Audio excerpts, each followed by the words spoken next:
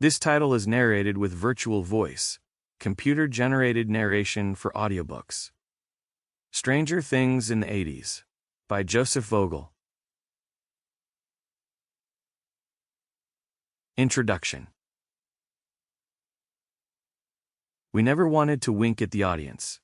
We wanted it to feel like one of those movies would have felt back then. Matt Duffer.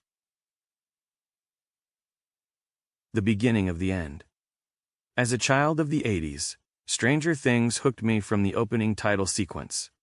The eerie, glowing red letters that resembled the font on an old Stephen King novel. The moody, staticky synth pop theme. The vicious, like flickering of the black screen. It hit all the right notes. It was almost like we had somehow overlooked it on some outlying movie store shelf back in 1983. But now, here it was, recovered and restored in all its analog-era glory. As a TV series, Stranger Things can be classified as many things. Sci-fi, horror, coming-of-age, teen drama/comedy, action-adventure.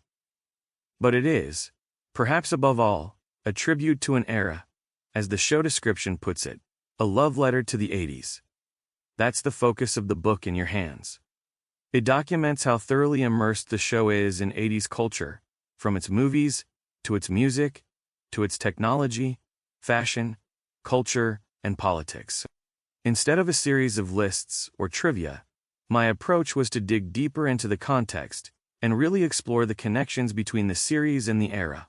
My goal, that is, was not merely to catalog 80s references, but to tell a story, or, more accurately, many stories, about the show's relationship with the decade in which it takes place, and takes inspiration.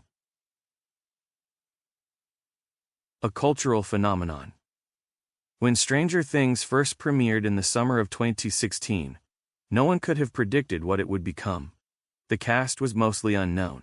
There were no stars, no franchise tie-ins, just an original story about a small town, monsters, and some Spielbergian supernatural wonder. The show went live on Netflix on July 15, 2016. Netflix barely advertised it ahead of its first season. There were no billboards or talk show blitzes, just a haunting trailer and word of mouth that started to spread like wildfire. Within weeks, it became a sensation. That month, the New York Times declared it the show of the summer. By season 2, the show was Netflix's biggest hit, watched in over 190 countries by hundreds of millions of viewers, from the United States to Japan to Brazil. Nearly a decade later, after its fifth and final season punctuated 2025, it stands not only as Netflix's most successful original series, but as one of the defining stories of the streaming era, a cultural touchstone that crossed generations, continents, and platforms. The numbers speak for themselves. Billions of hours streamed, more than 60 Emmy nominations, and a fervent fan base that spans the globe. Like Star Wars for Gen Xers, or Harry Potter for millennials, it has moved beyond a Netflix series into a shared imaginative world, complete with its own iconography, language, rituals, and emotional shorthand. While the final season received mixed reviews, its visibility and influence was undeniable. In its debut week, it received over 8.46 billion viewing minutes.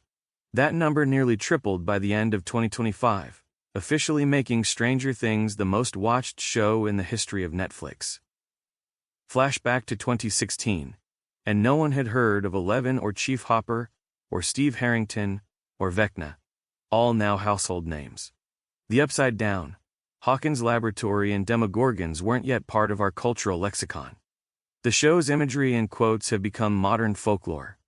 Christmas lights blinking like Ouija boards.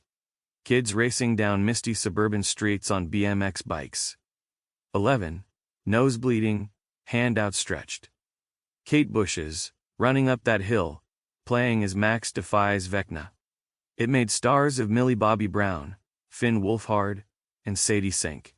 It resurrected Winona Ryder, and even propelled an obscure 1985 pop song back to #1 on the global charts.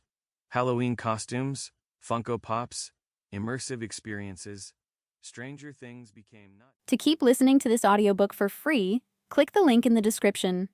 It will take you to a free Audible trial where you can listen to this and many other books for free for 30 days.